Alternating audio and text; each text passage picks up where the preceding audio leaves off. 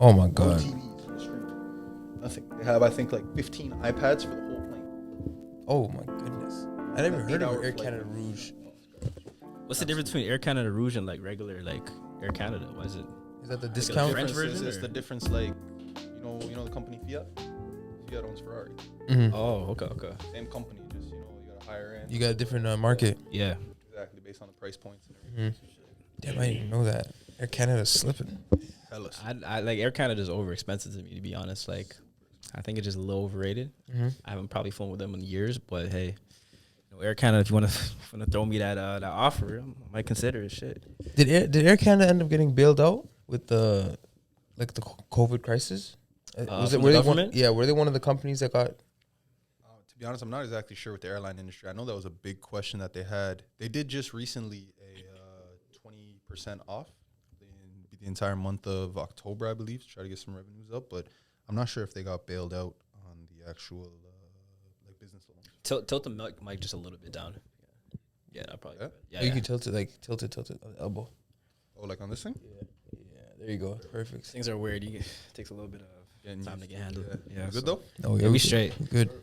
We got we're rolling already. I'll just do the intro now. Yeah, shit. We got a very special guest on today. My man Niko.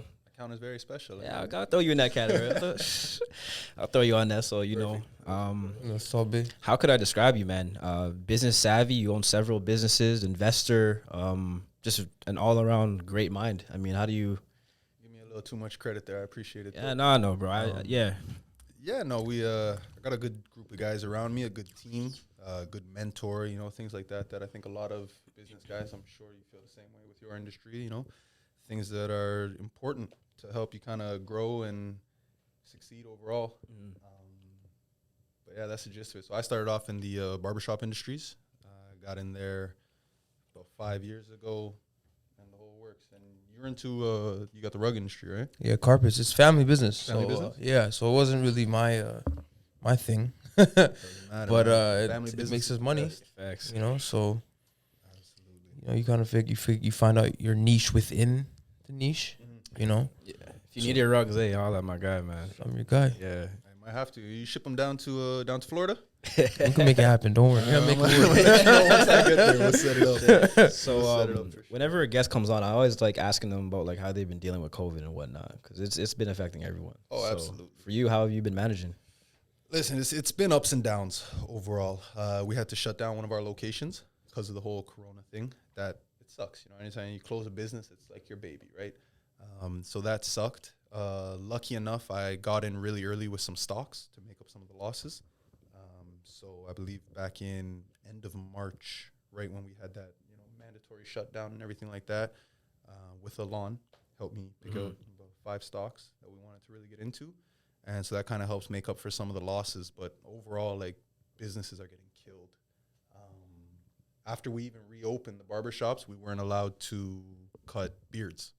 Yeah, I've noticed that. Like That's here, the thing, whenever I go into a shop, you gotta wear your mask, and then throughout the whole cut, like, actually, I'm not even gonna expose too much, but you're just supposed to have on the mask the whole time throughout the cut, right? So it's a little weird in a And sense. you gotta remember, if you can't get your beard done in a barbershop, you'd rather pay the extra $10, have the barber come to your house, 100%, Might as well. right, or something like that. So a lot of barbershops were losing their barbers to house cuts. Barbers started doing house calls, realized, I'm making good money this way. You know what I mean? You don't have to pay anything to the shop or anything like that. So they went that way. Now, once they've opened things up, everybody's kind of coming back because obviously the barbershop atmosphere and It's home. it is. Yeah. It really is home, So overall, I don't know. If I had to rate COVID out of a 1 to 10 in terms of how it affected current businesses, a 1.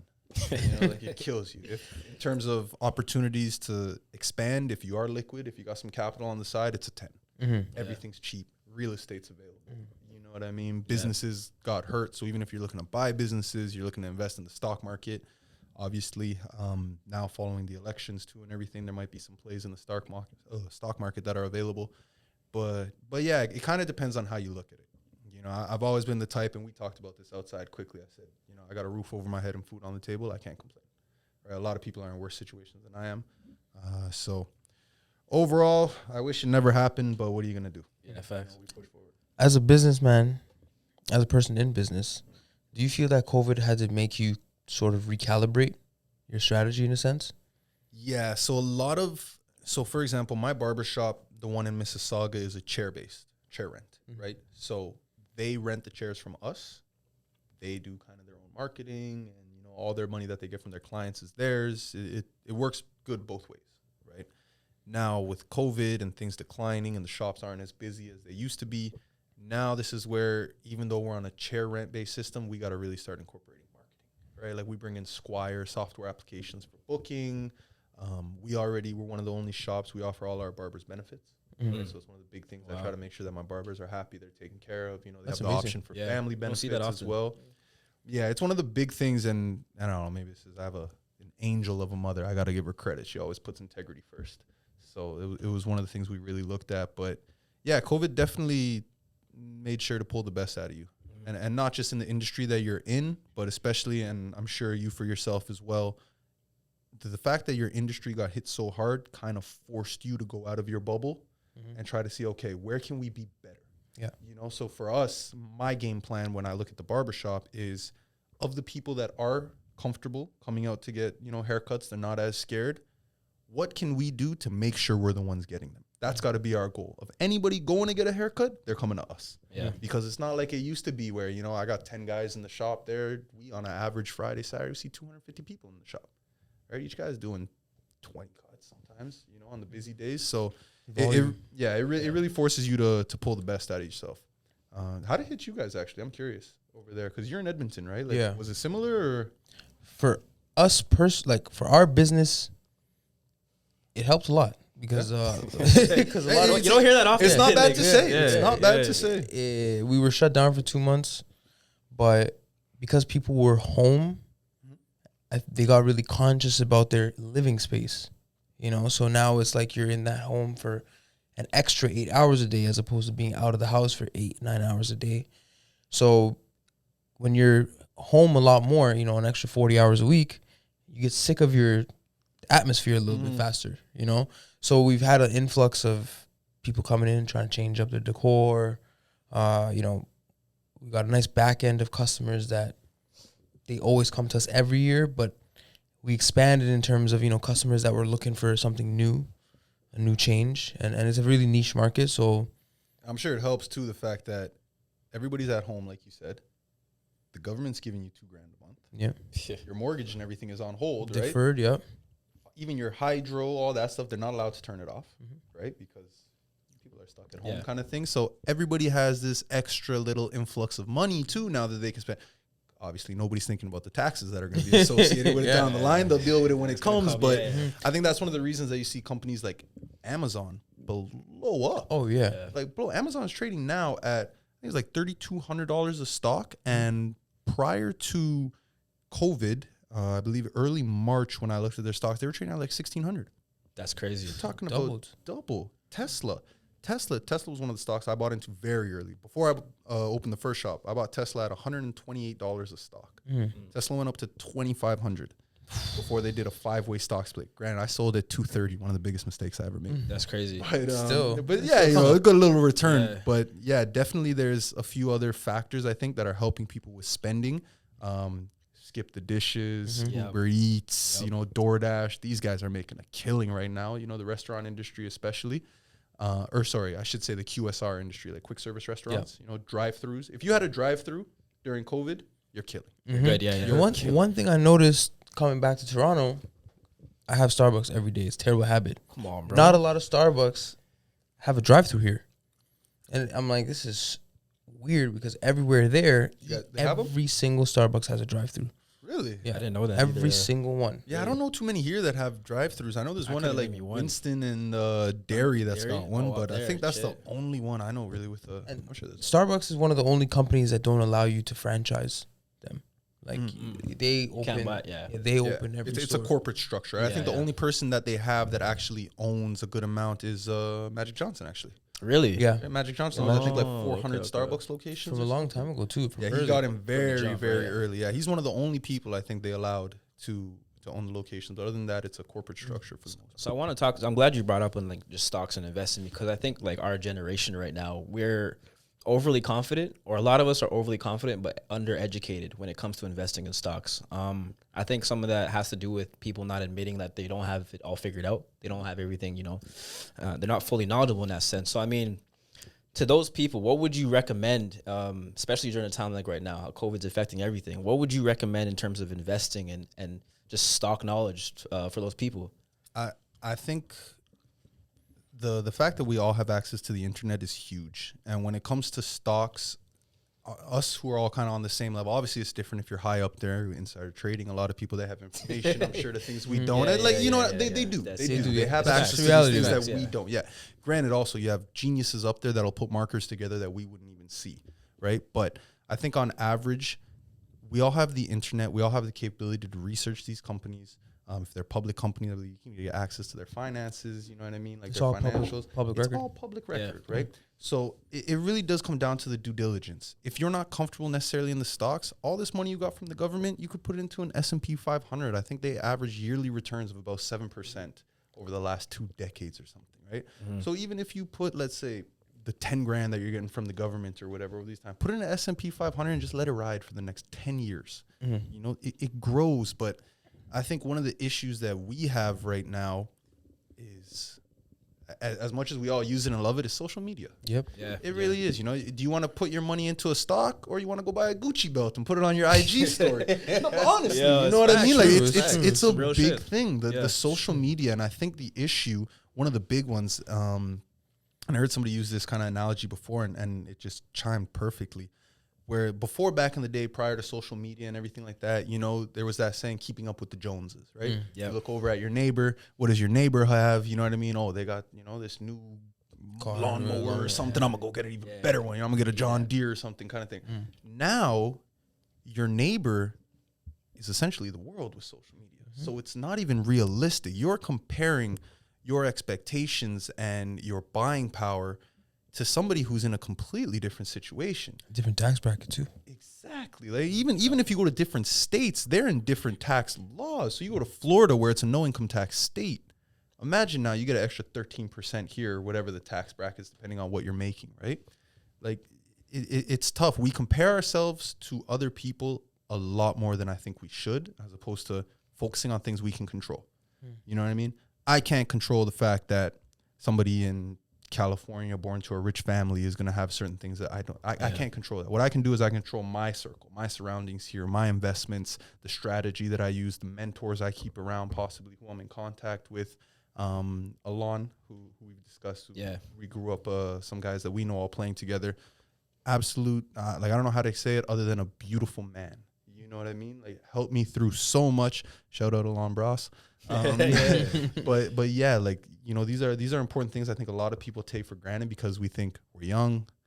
For guys especially, you know, we want to party, we want, you know, trying to look good. You're trying to look good, and you want to look good because you're trying to attract people or for whatever reason. But I think a lot of our priorities are a little bit mixed up. Yeah. But then again, also like we're young, it's gonna happen. You know what I mean? It's hard to resist all of it. It is. It's a talent to resist all of it. It really is. You know, I think if you can, especially in a big city, be here and be level-headed. Remember staying in that, you know, that little zone where you're not too high, not too low. You're not looking peripherally at everybody else. You just stay in that. It's a skill in itself. Box. It is a skill. That's a dime a dozen. And speaking on like just image and like performance, because I think a lot of times what happens is that people get caught up in looking the part than actually being the part. Absolutely. And I think it's tough because I don't want to just throw any accusation, but I'm gonna say what I have to say because I'm when it starts like that, it's gonna be good. There's a moment it starts like that. It's the people like you were just mentioning, the Gucci belts, the designer. Don't get me wrong, I like wearing my designer and whatnot. I like that too, but I think when you are so caught up in looking the part, those are usually the individuals that are the brokest financially, and not even financially, but mentally as well too. Because sometimes what happens is like they're using this materialistic things to cover up some other issues or something that they might be hiding. Some shortcomings. A shortcoming, yeah. Because I mean, at the end of the day, when you take off those clothes and materials, you got to look in the mirror and face that fact, right? Absolutely. So that's something that's is very common. And I'll say it again. Like I like wearing nice clothes. I like Mhm. you know We all do. We all We do. all Yeah. do. We all like We wearing some all nice do. shit, right? So But yeah. I think it's also like, you know, staying within your means. I'll tell you personally, one of the toughest, it shouldn't have been a tough decision, but it was an extremely tough decision for me, was after, you know, I opened the shops, we get some other businesses going. Obviously, I talked to you guys a little bit, I can't say, but like with expansion down in the States and everything like that, some things that we have coming, and I had to go get a new car. And now, what do? 27-year-old guy, making a lot of doing pressures. well, Yeah, a lot of doing social. well, you know what I mean? Do I go for the Mercedes? Do I go for the Beamer? Do I go for a foreign car? Because, you know, foreign car, the whole word. I went to go get a Honda Accord, $350 a month, cheap. I can give it back at any time. That was one of the things that You got it under your corporation? My condo under the corporation. Yeah, really? Shit, that's Absolutely. bro. Shit. Absolutely. Shit. Don't put nothing in my name. And Yeah. on that, it's like you gotta, when you understand the game you're playing in, it's much easier to navigate. You know, what may look hard on the outside looking in, the only barrier is that little bit of information. Knowing that you can put that car on your business as an expense is like, oh shit, you know, you're one step ahead of the game, And then those small little bits and pieces of information, when you apply them, they result to big returns, big wins, because now you're putting in a position where you're like, okay, now we're expanding. Yeah. And now I'm saving money here. And this stuff's an expense. You know, it's all connected. So why is like financial literacy such an uncommon thing among our generation? Like a lot of people are financially illiterate. Everybody wants to get rich quick. Absolutely. I remember they did an interview once, I believe it was on Uncommon Knowledge. That was a big show back, I believe, in like the 80s and 90s. And they asked Warren Buffett, you know, your investment strategy is so simple. Why doesn't everybody do it? And he said, because nobody wants to get rich over time. Everybody wants to get rich quick. You know, why do people, and it usually is lower income areas that play the lottery the most. Yeah, that's crazy. Why? Yeah. These are people who you would think have less disposable income, right? Things they could be putting into other things, but they're playing the lottery. Everything's instant. It's that instant culture. It's an instant gratification, which Yeah. is why we buy things. This is why when, you know, we feel bad, we online shop, or you have people, you know, people, they binge eat when they feel bad, right? Yeah. And these are Temporary feelings. temporary feelings, right? Like I've always tried to focus on, like, you know, kind of like a snowball effect where, listen, yes, we're small in the beginning, natural. As that ball keeps rolling, it's going to get bigger and bigger. You know what I mean? The first million, they say, is the hardest to make. After that, your money just makes money for yourself. Exactly. You know what I mean? So it's just one of those things where I think social media, peer pressure, you know, the things that we value, you know, music industries, the athletes that we all look up to. Did you say school's one of them too as well? And education? Huge. But you got to remember also, school is built to make you a worker, Yeah. not an entrepreneur. That is a big fact. That's facts. You know what I mean? From the moment you begin school, you are taught to sit at your desk, listen to what the teacher has to say, do your work, you get your lunch break, you get your 2 recesses, go home. We'll see you tomorrow. And we'll give you Saturday, Sunday off. It's a revolving door from school up until later on. It's only now, and thankfully, like, great. I think it was the Canadian government started with coding in the 1st grade. Yeah. Wow. Financial literacy starting for kids. Great. Yeah. Like, we need more of it. You know what I Nice. mean? Get these kids into the newer industries, technology, coding, all this stuff. Like, we got to do it. We have to do it. And What- you go. Oh, I was gonna ask you a question. What made you get into business? What was it for you that was like, okay? Because everybody, I think, some people are either born entrepreneurs, you know, they're hustling from a young age, whatever. Some people go through the education system, work, and then get fed up with, you know, the 9 to 5 life and say, okay, I'm gonna go into business for myself. Some people just kind of along the way have an epiphany. Stumble into Yeah. What was it for you?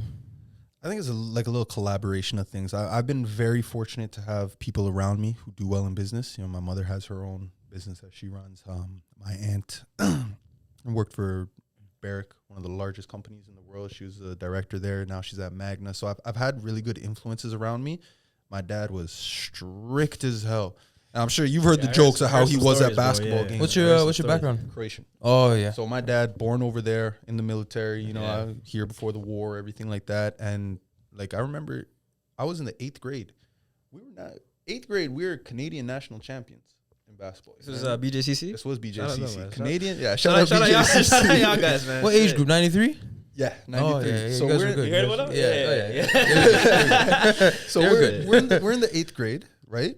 National champions, destroying it. I came home with more B's than A's on a report card. I did not play. Wow. My dad took me out of sports. So when you get that next report card with more A's, you can go play. Like these are things that I'm definitely going to push on to my children, because now looking back, I see the value in it. School is one thing I always fought with my dad with, right? But you got, like, he grew up in a socialist country, so you know, he kind of sees what the impacts of not being educated and not knowing history. You know, that's why my greatest things that I enjoy really history, politics. Yeah, my 2 biggest things, because I see the value in, if you understand history, you can almost kind of tell a little bit as to what's to come. Did your dad play ball? A little bit. A little bit. Yeah, but it wasn't more like that. You know, he's the one who taught me how to throw the elbows around like the other guys do. But for me, I know the thing that really got me into it was I was in a really bad injury at Western.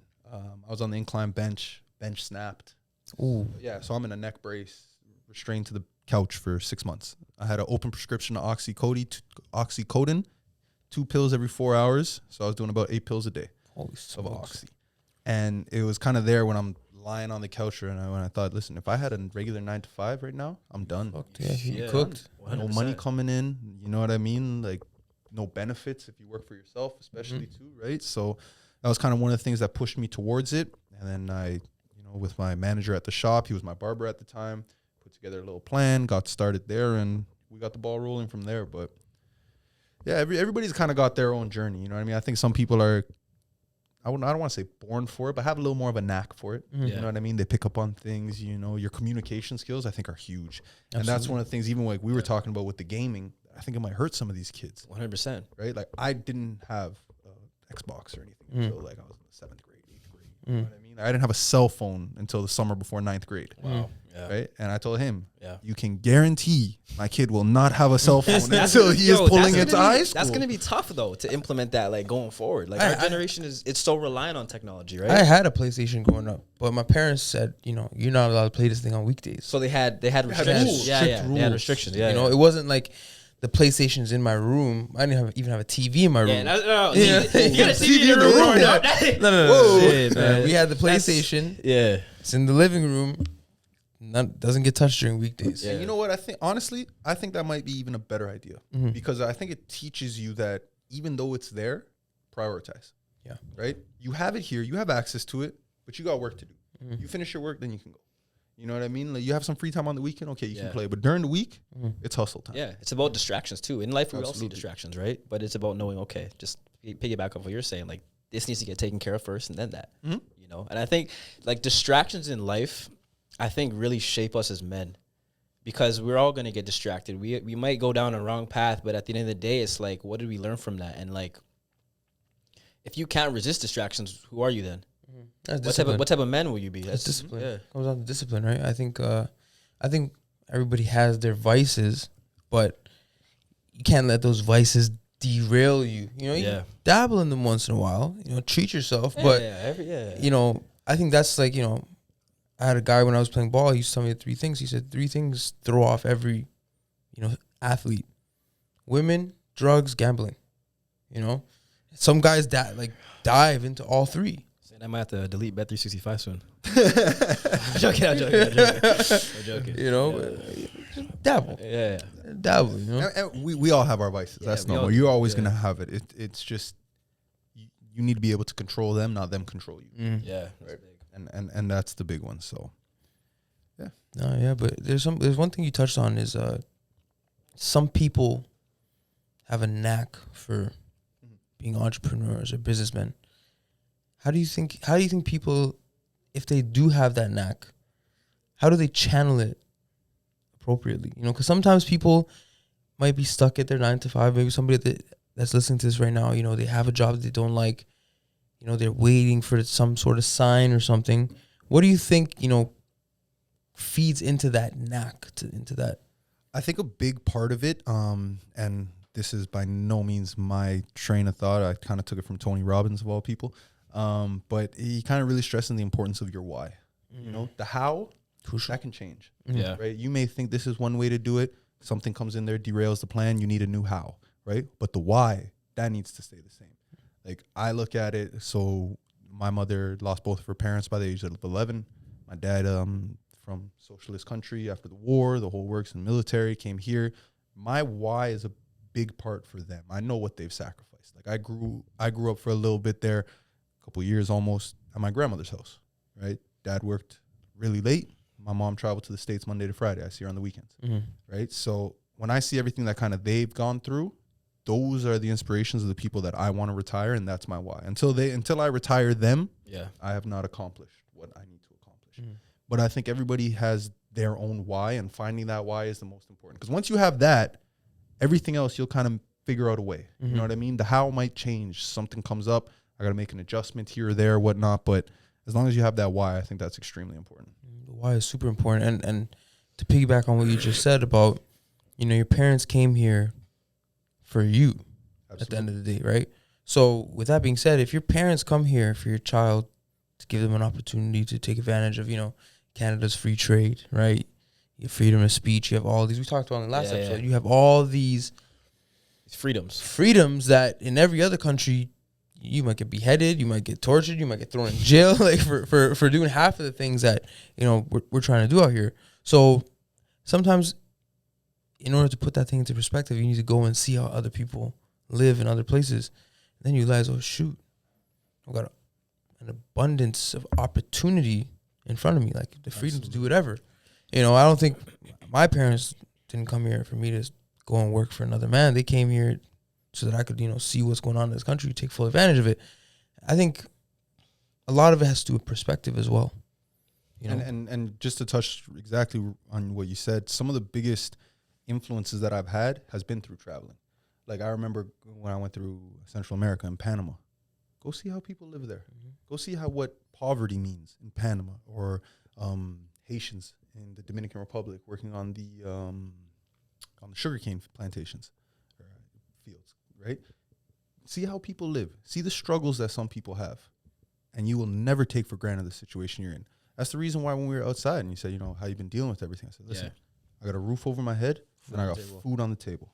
These are two things that a lot of people do not have right now. You're blessed. Absolutely. Absolutely. You know what I mean? So seeing those things only motivates you and pushes you to work harder. Because like you said, my parents didn't come here for me to F around. Yeah. You know what I mean? Like, and I would look at it as being disrespectful to them if I didn't take advantage of it. Everything is in context. I'm big on traveling too. I'm big on it just simply because it opens your mind up to things that you wouldn't have seen before. And like I'm so big on like where you're from, going back to like your your native country, seeing their ways of life, because you see some shit, you're like, damn, it kind of opens your eyes up in a bit. And I think not taking advantage of the opportunities that you have here, in a sense, I don't want to call it disrespectful, but it does yourself a disservice, because we see our parents, you see the grind that they've went through, and to not kind of take advantage of the opportunities that we have here, it's disrespectful. It's disrespectful. So if you don't know what's outside, how could you even how could you context? Know that? Right? I think up until now, America is the capital of the free world. It's like everything that's business, money, entertainment, everything is. It's capitalism to the max. Yeah. America has been that. Yeah. So I think what we're seeing right now is America's dysfunction catching up to it. I think they had a good job of masking what's wrong with the country for a long time. With when you have money, when you have access to resources, you have people in positions of power, you can put them as a forefront, as a face. Whatever's going on behind the scenes is whatever. But now everything's kind of bubbled, comes to the surface. I think we're seeing a shift similar to kind of like the Industrial Revolution, where business is slowly starting to change. Big corporations aren't going to have the same power they once used to have. Small business owners, small entrepreneurs, people who are on the ground doing a lot of the work to build these, empires for themselves, are going to see it's a lot more easier, low interest rates, right? Big companies can't really have positions in malls anymore. It's going to open up a lot of opportunities for expansion. It's going to open up a lot of opportunities for creators to put themselves in other places. So I think we're seeing an interesting shift in what it means to be an entrepreneur. Fair. In terms of entrepreneur, for sure. I think that, but elaborate for me a little bit what you mean in terms of like big businesses are losing power. When I say big business is losing power, I'm focusing more on advertising and stuff in a sense. You know, a lot of big companies like the NBA, you know, Coca-Cola, these companies get their message out through advertising. Advertising is I don't know the number, you know, but a lot of their money is spent on marketing, you know. So if television isn't what it used to be anymore, right?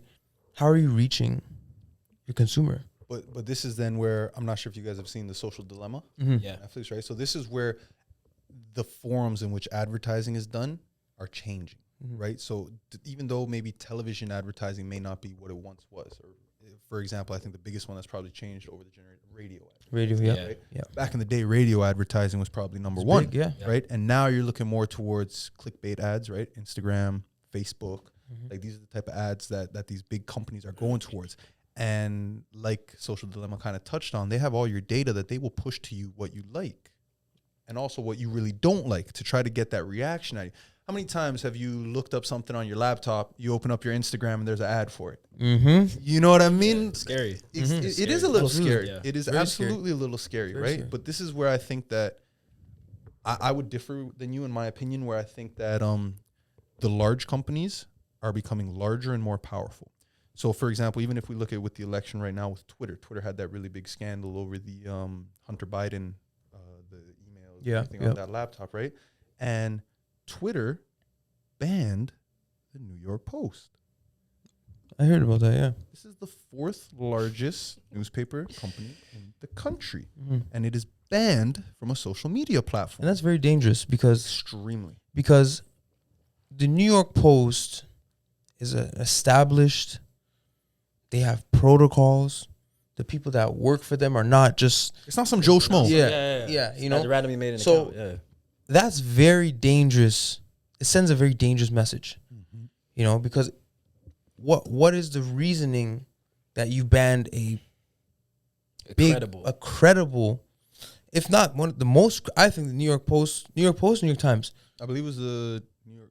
Oh, I might be getting this wrong. New York Post. I think it was the New York Post actually. Or The New York Post is very, very right. I know it's very. They're both. They're both, yeah. But still, it's very dangerous because now you're allowing, you know, is there a metric where you measure how credible somebody is? Is it because they're spreading misinformation? Because a lot of media spreads misinformation. Absolutely. Right? It's bias. It's in that, but the methodology of how they're getting this information is what's key. I think the best was if you've seen Denzel Washington was interviewed once and they asked him about it and he said, you know, if you don't watch the news, you're uninformed. And if you watch the news, you're misinformed. We're in a tough spot here. You know what I mean? I think one of the things for me, freedom of speech to me is the most important.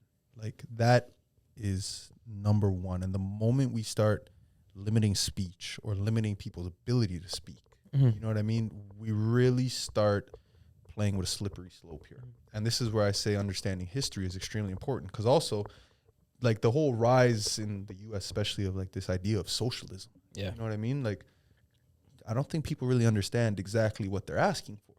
You know what I mean? Socialism has not worked in the history of the world anywhere. Like it has not. It probably has as many more bodies to it than capitalism does. I said the other day, not the Nazis were socialists. Yeah. Socialist regime. Yeah. I would That's argue, an I extreme would argue example. that they were Fascists. Christian socialists as Yeah. well. Like they were very rooted in religion. That's a whole nother topic, I'm sure. But yeah, like it is. There's, if you look at the USSR, you know what I mean? You have 100 million people die in the Ukraine from famine as a result of it. You know what I mean? Through many places that you go to, this stuff happens. You look at the breakup of Yugoslavia. It used to be Jugoslavska Socialista Republika, right? The Socialist Republic of Yugoslavia. How many people died during ethnic cleansing? You know what I mean? Like, I think we got to watch the can of worms that we're opening when we start asking for some of these things. Well, another thing is two things because there's a lot to unpack there. One, you know, when we say socialism, right? A lot of countries execute socialism in many, many, many different ways. Absolutely. You know, when we look at Canada, some would look at Canada and say, oh, that's a very socialist country. Some would say Canada's a very capitalist country because they have socialist, like universal healthcare is a socialist policy, right? Yeah. But, free trade and stuff like that, that's a capitalist policy. So I think, the whole right-left thing has totally polarized everything where people are like, oh, okay, abolitionists, right? They like socialism and, we got to break down this and dismantle that. And there's some weight to what they're saying with like things about, police needs reform and stuff like that. And, but the status quo is a status quo for a reason. And there's some systems in place that need to be, like, I'm a big fan of capitalism. I think capitalism is essential to contributing to economies. I think it's essential to growth, Is there some slave labor that happens? Yeah, there's a lot. I mean, we all have iPhones. You know what I'm saying? There's no real answer to doing capitalist the right way. There's conscious capitalism, right? You pay everybody your fair wage and stuff, right? So the problems with socialism, capitalism, whatever, they're always going to be there. There's always going to be someone that's going to say, oh, this is being done wrong, right? The problem is who's the person saying it. And it's always, which brings me to my second point, is accountability, right? Accountability, when you're saying, if Twitter is telling this publication, this media company that, they've banned them, when Twitter and Facebook and Instagram has a history of banning a lot of people that have some dangerous far-right freedom of speech, but in that process have banned a lot of people who have been spreading positive messages or misconstrued messages, right? So when companies do things like that, you take accountability away from the user, right? Because nobody's checking the individual to say, what are you consuming? Or what are you choosing to consume? What are you choosing to believe, right? And this is where I kind of go to that, the dangers of socialism, what we were talking with the accountability, because my biggest issue with socialism is I think it's predicated on this ideology of I exist, therefore I deserve. And I'm completely against that. Like, and I agree, like, okay, so welfare is a socialist kind of policy as well. Yeah. Universal healthcare, also, these are socialist ideals kind of thing. But there are certain things where I think we need to place personal agency ahead of everything.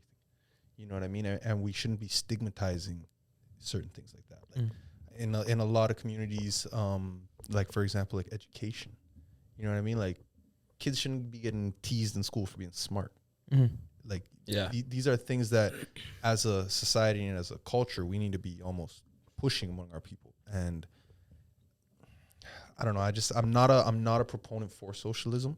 I understand its value in maybe certain areas, but overall as a system, I don't think it works in any society over time. I think the issue with socialism itself too, as well, is it places everyone on the same playing field where it doesn't merit or value your talents or your work, in a sense, where because you're all on the same playing field, because you're all on the same level, it's like you're just saying, I don't have to work for what I want. But like you can't compare a doctor to I'm going to sound like a jackass, but you can't compare a doctor and say someone that works at McDonald's and say their contribution to society is the same. And what socialism does is it places them all on the same level. I'm not a supporter of having one political ideology because it won't work. I think the perfect system has a mix of multiple political ideologies, and Canada is I agree. Yeah, Canada. I think healthcare. I think healthcare should be accessible to everybody. I think education should be accessible to everybody. I don't think everybody's contribution to society is the same. No. I think if you contribute jobs, I think if you contribute growth to the economy, when people complain about how Donald Trump didn't pay any taxes, I say, he knows the game he's playing in. He's not a worker. Hell, Warren Buffett said he pays less taxes than his secretary. It's crazy. How?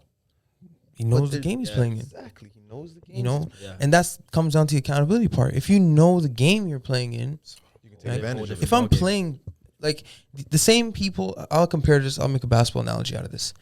You talk to some people don't like James Harden. They're like, he draws so many fouls. It's annoying to watch.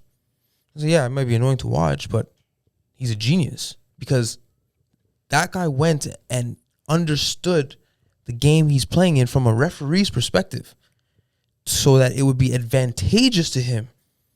So now he knows that you put that arm on him, he's going to draw a foul because one, you're not allowed to put your arm on him. Like, you know, and two, he understands the game he's playing in. That's why he averages 35 points a game.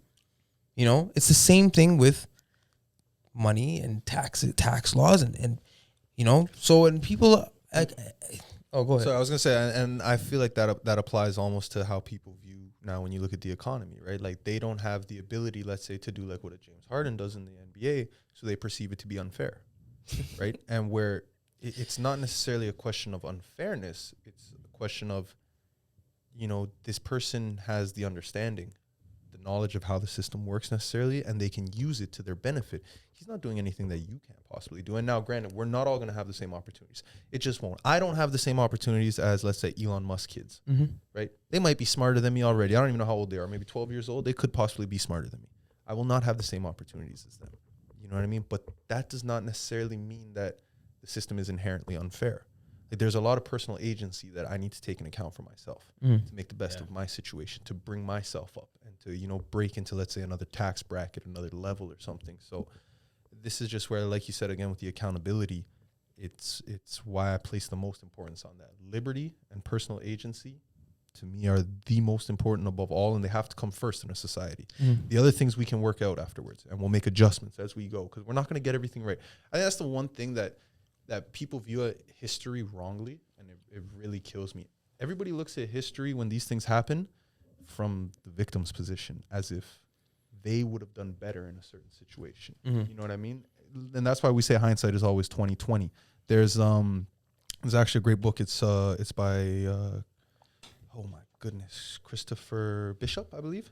It's called Ordinary Man, and he goes through literally how German officers, they were part of the 101 unit, they went to Poland during World War II, and these were regular officers, right? They're already of age, so they hadn't been indoctrinated in like Hitler youth camps or anything like that, and regular doctors who in situations did regular policemen who in situations did unspeakable things. And we have to understand that we have to almost, I don't want to say we have to kind of almost forgive ourselves for some of our shortcomings as a society and hope that the future we have to forgive the past for some of their faults, hope the future forgives us, as long as we're all striving to make things better. Well, that's why history is important. That's why, like, there has to be an emphasis on accurately depicting history so that when you know what went down in 1942, you're not condemned to repeat it, right?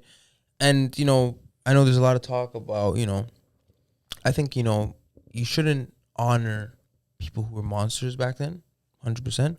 But you should not wipe away the history of what they've done, because that history, if we don't, you know, consciously take it in and consciously acknowledge it, we repeat it. Yeah, you know, absolutely, absolutely, yeah.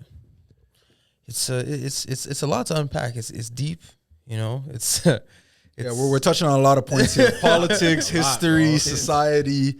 But yeah, we're touching on a lot there. I think I want to touch back on accountability and how it's so important, because we're in a society now too where it's easier to finger point.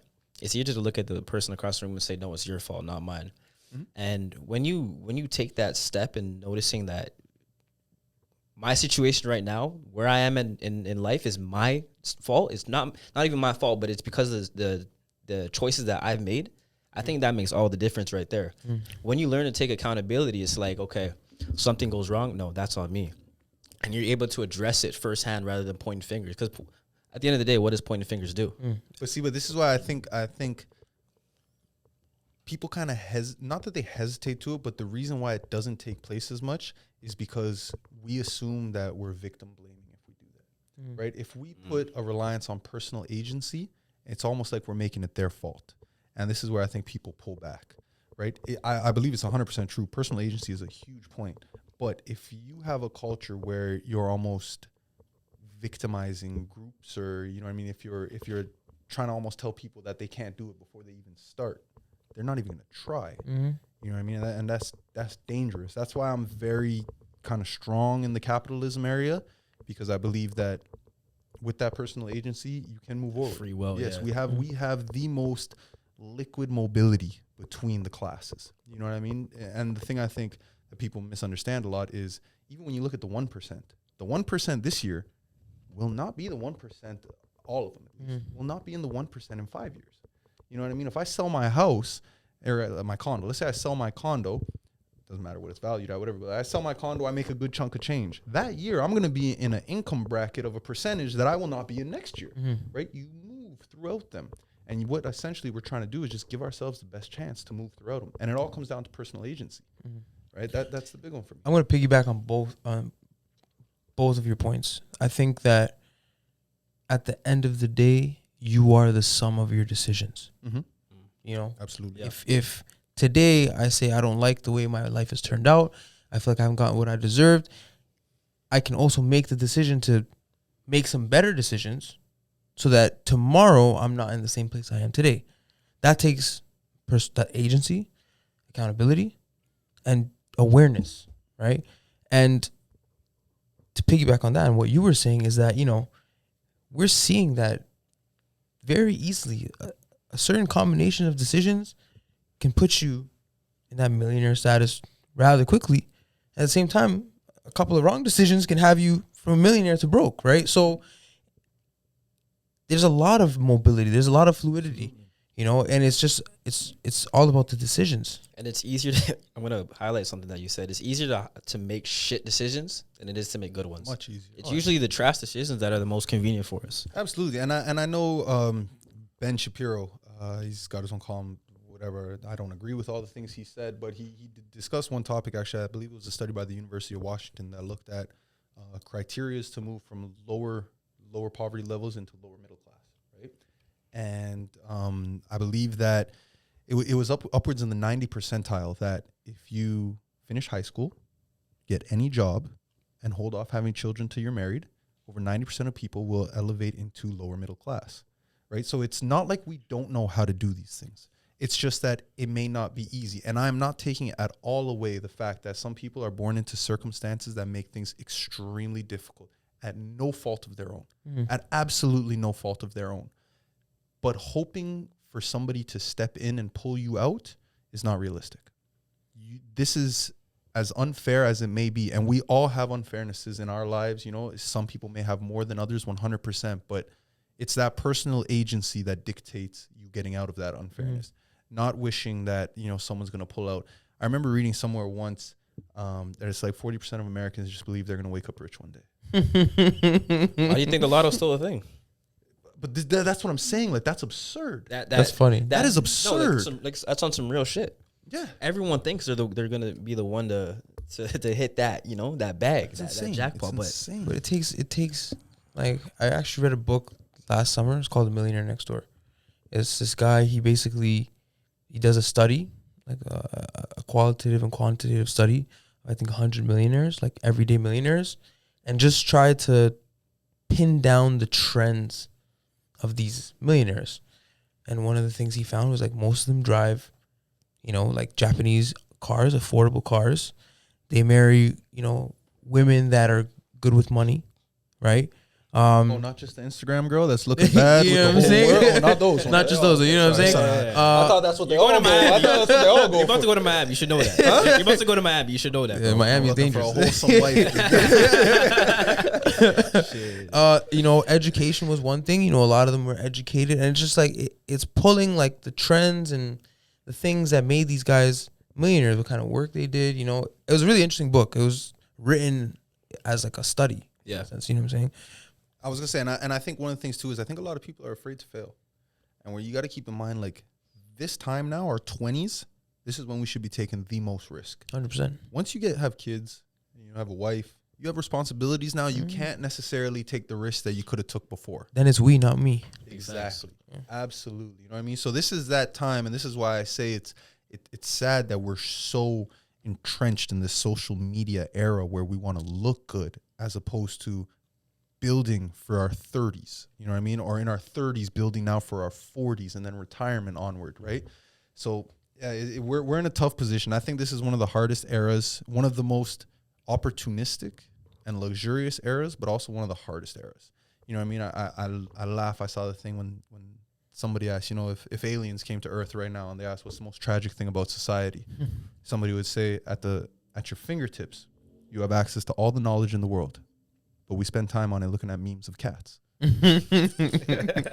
It's true though. Like, it really is true. Yeah. You have the entire world's knowledge at your fingertips, and we're messing around on IG 5 hours a day. Hey, like we've been hearing before, you are what you eat. Absolutely. And that's not even just physically; it's what you like mentally and what you consume on a daily basis. Like, that's why I'm such like an advocate for reading, just doing research on things that you don't know on it. But like, I'm a big reader, man. I think you can find a book on anything you're interested in. You know, facts. But that's the thing. If you ask people in our age group here, let's say mid to late 20s, how many books you read in a year? Come on, bro. Ask them how many books they have in their house. Yeah.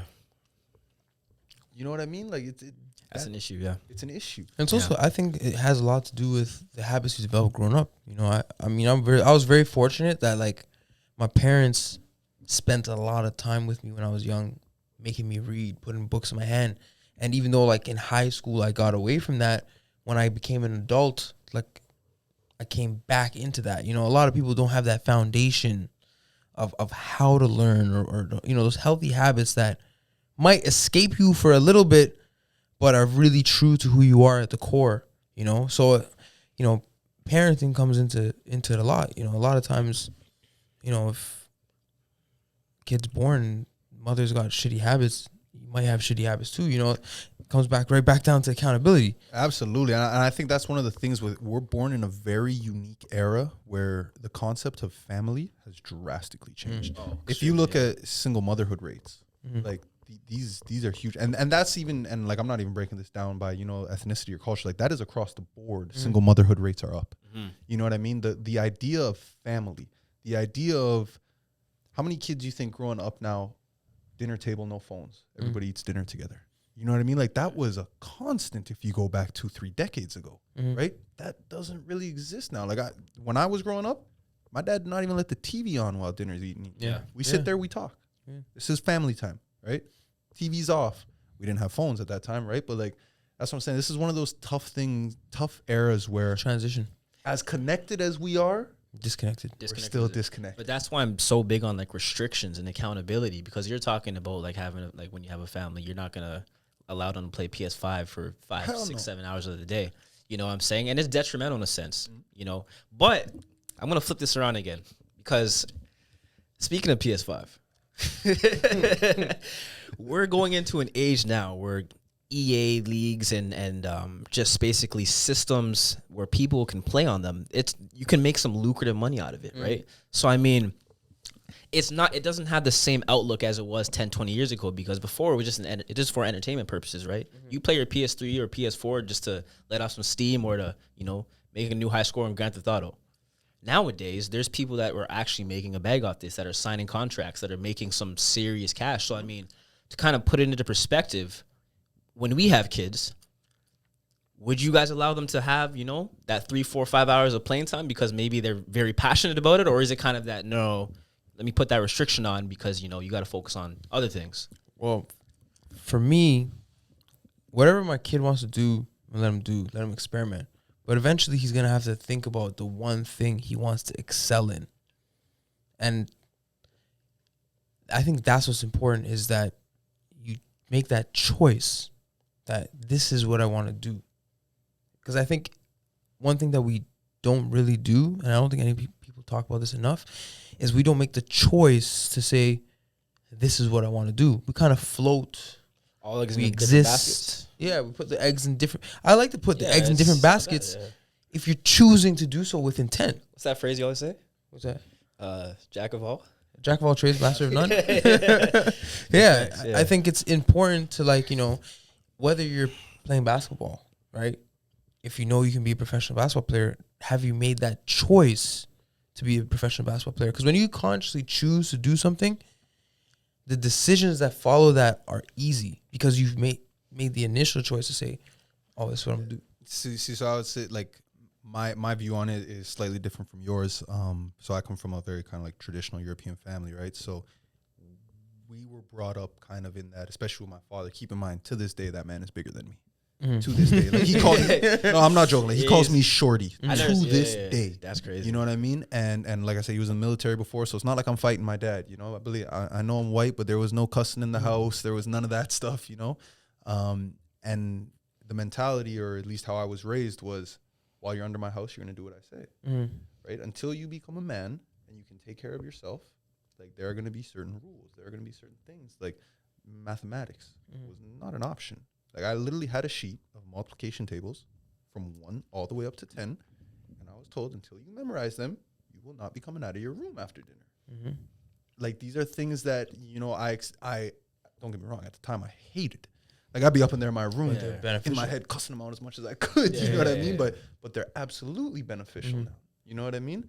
Like I've been to the cash register before. You're paying for something when the machines are down and they can't get you your change. Make it happen. Yeah, I'm like, come on, you know what I mean? So like, at least I know for myself, when I have kids, and sure, we all, you know, we project how we're going to be, and everything. It could very easily change when we actually have kids. We could say something now. Yeah, it could very easily change when especially we see if that woman is different. Exactly. But Real my mentality now, I'm going to try and do everything that I can to give them the best opportunity to succeed. So like that means education, languages. You know what I mean? The reason why I would value sports over like these games and everything like that is because number one, with sports, you're being physically active. Something that a lot of kids are not these days. That's why obesity rates are out the roof. Yeah. You're learning to interact face to face with people. And that's huge. Huge. Yeah. I want to touch on that. We all play sports. We're all hoopers at some point, and it's like the power of sports and the benefits it has for us as just being men today is astronomical. Communication skills, working with others, knowing how to come back after a loss, being resilient. Those are skills that you can't. I mean, maybe sure you can get taught in video games, but it's not as impactful. No, you don't learn that stuff in video games. You don't learn that stuff. You never know that? No, you don't learn it. You never try to get past a level, or do you just couldn't? And then when do you got past it?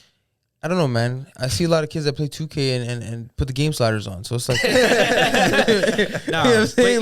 but like on some real like I think that those skills are like you can't get taught it unless you've lived or been through it, and that's why like just sports in general is big for me too. So sports is big, man. I think, you know, the thing about sports is one, that camaraderie you develop. You got a bunch of guys going for the same goal. You know, you got to wake up, get your training in. You know, it's a long game. The numbers of winning a championship are pretty much impossible. You know, if you really crunch the numbers and the probability of it, but there's that commitment, and it's like, you know, this is the goal. We're all working towards it. We all have to chip into that. We all have to hold ourselves accountable. You don't learn that anywhere else. And one of the big things I'd even add on to that is what I always loved about sports growing up, and why I think it's so good for kids to be in them young, especially multiple different sports, is there's no excuses. The best man wins, or woman. The best man or woman wins. There's no, you know, his dad paid for this. Or no, the best man or woman wins. And that's why I think all of us love sports. Even if we don't play anymore, it's why we love sports, because we're watching the best of the best. There's no politicking. There's no BS. There's no, oh, you know, he's from this part of the country, so he can do it, or he's white or black or brown or whatever. Doesn't matter.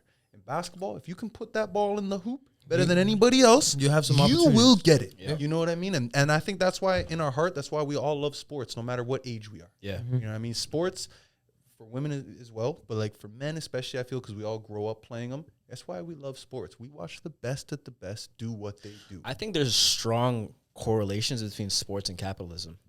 And what I mean by that is that sports, like you're just saying, the best man or woman wins. You have the information out there. You have the availability to learn new skills and whatnot. It's the same thing in capitalism. And at the end of the day, sports merits, like I just said, the best man win. It's same like capitalism, similar like capitalism. So I think, like, would you guys say there is like a, I mean, there's we know a lot of people in different leagues, especially in sports leagues like Shaq, LeBron, that are excelling when it comes to capitalism. They own several businesses and whatnot. So, I mean, what's your guys' thoughts on when it comes to how sports translates into the business world? That's a good question. Has it taught you guys anything? Listen, I think the competitive edge, it's there, right? Like the same way we wanted to win in sports, you want to win in business. Yeah. You know what I mean? And that goes to everything. Like even when we're looking at, like we were talking earlier, the elections today, people are like, oh, these guys want it. I was like, listen, at the end of the day, both of these parties want to win. Next. You know what I mean? Hands on, yeah. That's what's most important to the company supporting them, to the lobbyists that are funding them. They want to win, and they will do whatever they got to do to win. That's how it is in sports. It's usually how it is in business as well. That's how it is in life. Yeah, that's how it is Game in of life. life. That's You know what I mean? survival of the fittest. You can have all the excuses that you want. Have Yeah. all of them. And you could have some justifiable excuses. But at the end of the day, those excuses aren't, paying for your bills. Those excuses aren't progressing you anyway. You know what I mean? It's the guy who's willing to do whatever it takes to win that's going to win most of the time. I like that, man. Before we wrap this episode up, man, you guys have any last words? This has been like a very, very insightful discussion, especially for a lot of people listening. But I've been waiting to have an episode like this, man. yeah, that's it, man. Honestly, I'd love to, if we can get another one done sometime soon, you know what I mean? We'll get people, especially because we were talking about some politics and stuff like that. We were even talking about wage gap stuff earlier. We get people on the other side and go at it. I'd love to do it, man. This is where I think like we were saying, the free speech. I've always loved when somebody said, "Don't tell me how it is. Convince me how it is. Don't just tell me. I don't need you to tell me. I need you to show me. Give me the numbers. Give me this." You know what I mean? So having communication and talks like this is the only way that we're going to continue to progress things. People from different areas, different ideologies. Let's see. I've always said I can be convinced to anything. I'm not a closed book. You know what I mean? If you have the information, you're right. You have the information. You have the facts. I will listen to you. Right? But you got to convince me. You can't just tell me. Yeah. That's why I love ideas like podcasts like this, because it really gives a forum that we can all speak from different experiences and we try to progress forward together. It's amazing. Absolutely, man. And this is the gifted gab, man. You gotta come on here. You gotta come on here with something to say. You know what I'm saying? Like, oh shit. That wasn't a gifted move right there, but that was not smooth. We'll do a second take later on. Yeah, okay, man. It's been a pleasure having you on. Absolutely, man. Thanks for coming, man. Definitely. So, on that note, just like that. yo.